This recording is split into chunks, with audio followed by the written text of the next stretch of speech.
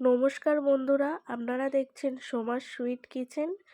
বন্ধুরা, আজকে একটা ভিন্ন ধরনের আলুর দমের রেসিপি আপনাদের সাথে শেয়ার করব। আলুগুলো আগে থাকতে কেটে ছোট ছোট করে ধুয়ে রেখেছিলাম। এবার সেদ্ধ করতে দিয়ে দেবো। ওর মধ্যে নুন দিয়ে কিছুক্ষণ নেড়ে নিয়ে সেদ্ধ করতে দিয়ে দেবো। তারপর সেদ্ধ করা হয়ে গেলে ঠান্ডা জলে আলুগুলো ভিজিয়ে রাখবো বেশ কিছুক্ষণ। তারপর একটা কড়াইয়ে তেল দিয়ে দেব পরিমাণ মতো। আপনারা আপনাদের পরিমাণ মতো তেল দিয়ে দেবেন। এবার ওর মধ্যেই দিয়ে দেব জিরে, গোটা জিরে, শুকনো লঙ্কা দুটো। দেওয়া হয়ে গেলে এবার ওর মধ্যেই দিয়ে দেব তেজপাতা। এইভাবে আমি ছোট করে মাঝখান থেকে কেটে নিয়েছি। তারপর সবগুলো উপকরণ একসাথে ভালো করে নাড়তে হবে। ভালো করে একটু লাল লাল করে ভেজে নিতে হবে। লাল লাল যতক্ষণ না ভাজা হচ্ছে ততক্ষণ কিন্তু আলুগুলো দেওয়া যাবে না। এইভাবে বেশ কিছুক্ষণ লাল লাল করে ভেজে নিতে হবে। লাল লাল করে ভাজা হয়ে গেলে আগে থাকতে কেটে রাখা সরু সরু করে পেঁয়াজ ওর মধ্যেই দিয়ে দেব। দেওয়া হয়ে গেলে খুন্তি দিয়ে একটু নেড়ে দেব। ভালো করে নেড়ে দেবো যাতে পেঁয়াজটা ঝুড়ো ঝুড়ো হয়ে যায়। নাড়া হয়ে গেলে যতক্ষণ না লাল লাল হচ্ছে তার জন্য একটু অপেক্ষা করব।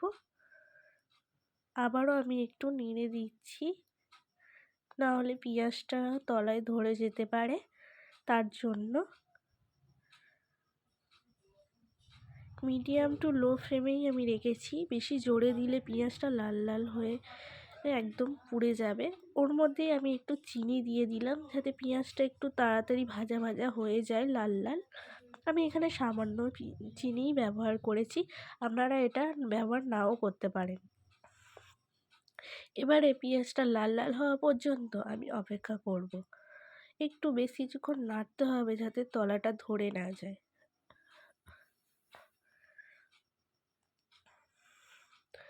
আমি এইভাবে খুন্তি দিয়ে নাড়তে থাকছি যতক্ষণ না লাল লাল হয়ে আসছে পেঁয়াজটা।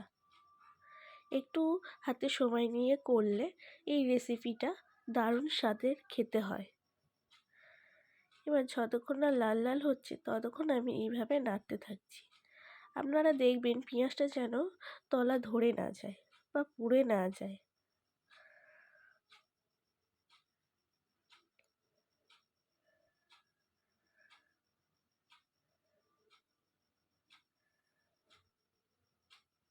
এবার এর মধ্যে আমি দিয়ে দিচ্ছি আদা রসুন বাটা।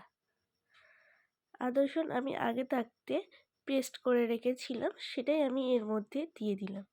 দেওয়ার পর আবারও আমি ভালো করে নাড়ছি যাতে আদা রসুনের কাঁচা গন্ধটা চলে যায়। এবার ওর মধ্যে আমি দিয়ে দিলাম হলুদ গুঁড়ো। এবার দিয়ে দেবো ঝালের গুঁড়ো। আমি এখানে কাশ্মীরি লঙ্কার গুঁড়ো ব্যবহার করেছি। তারপরে নুন আর জিরে গুঁড়ো আমি এখানে দিয়ে দিলাম। দিয়ে আমি মশলাটা ভালো করে কষিয়ে নিচ্ছি। আমি এখানে সামান্য জল ব্যবহার করলাম, না হলে মশলাটা পুড়ে যেত।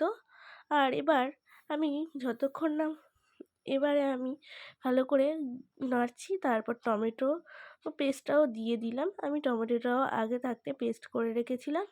এবার আমি এটাকে ফুটতে দেব ভালো করে নেড়ে নিয়ে। যতক্ষণ না মশলার গায়ে থেকে তেলটা ছাড়ছে ততক্ষণ আমি এটাকে নাড়তে থাকবো। নাড়া হয়ে গেলে ভালো করে আমি মশলাটা ভালো করে কষাবো। একটা খুন্তির সাহায্যে ভালো করে কষাবো। যতক্ষণ না মশলাটা ভালোভাবে কষছে ততক্ষণ আমি এইভাবে খুন্তি দিয়ে নাড়তে থাকবো। আপনারা এখানে একটা জিনিস সবসময় লক্ষ্য করবেন, মশলাটা যেন কোনোভাবে পুড়ে না যায়। এবার আমি আগে থাকতে ঠান্ডা জলে ভিজিয়ে রাখা আলুটা এর মধ্যে দিয়ে দিচ্ছি আস্তে আস্তে। সবগুলো আস্তে আস্তে দিয়ে দিচ্ছি। আর একটা কথা এখানে আপনাদের সাথে শেয়ার করে রাখি, আলুটা সেদ্ধ করার পর ঠান্ডা জলে ভিজিয়ে রাখলে আলুটা নরম হয় আর বেশ খেতে খুব স্বাদ হয়। এবার ভালো করে আলুগুলো দেওয়া হয়ে গেলে ভালো করে নাড়তে হবে মশলার সাথে। আর আলুটা দেওয়ার সঙ্গে সঙ্গেই জল দিয়ে দেবেন না। এইভাবে কিছুক্ষণ নাড়লে এর স্বাদই আলাদা হয়। আমি এখানে মটরশুঁটিও কিছু ব্যবহার করছি। মটরশুঁটিটা দেওয়ার পর আমি এখানে আবারও ভালো করে নাড়তে থাকবো। আপনাদের সাথে আরও একটা কথা আমি শেয়ার করি। একটা ডিম আমি এখানে দিয়ে দিয়েছিলাম, ক্যামেরাটাও আমার অন করা হয়নি। তো ডিমটা দেওয়ার পর আরও বেশি সুস্বাদু লাগবে এই আলুর দমটা। আপনারা নাও দিতে পারেন, কিন্তু আমি এটা অফ ক্যামেরায় দিয়ে নিয়েছিলাম। ভাঙা ডিম গুলে তাতে সামান্য নুন দিয়ে এর মধ্যে দিয়ে ভালো করে কষিয়ে ওর মধ্যে এবার আমি জল দিয়ে দিলাম। জল দেওয়া হয়ে গেলে আবারও ভালো করে নেড়ে দিচ্ছি। নেড়ে আমি বেশ কিছুক্ষণ এটা চাপা দিয়ে আমি এটা ফুটিয়ে নেব। আপনারা যেমন ঝোল খেতে চান বা রাখতে চান সেইভাবে দেবেন। আমি এখানে থালাটা খুলে আমি এখানে 2টো কাঁচা লঙ্কা দিয়ে দিলাম। তারপর ঝোলটা একটু কমে আসলে আমি শাহি গরম মশলা দিয়ে এটা নেড়ে লাবিয়ে নেব। লাবিয়ে নিলেই হয়ে যাবে আজকের আমাদের আলুর দমের রেসিপি। বন্ধুরা, এই রকম আলুর দম একবার করলে বারবার বানানোর অনুরোধ আসবে। বন্ধুরা, আজকের আমার এই আলুর দমের রেসিপিটি ভালো লাগলে লাইক, কমেন্ট, শেয়ার, সাবস্ক্রাইব করে আমার পাশে থাকবেন।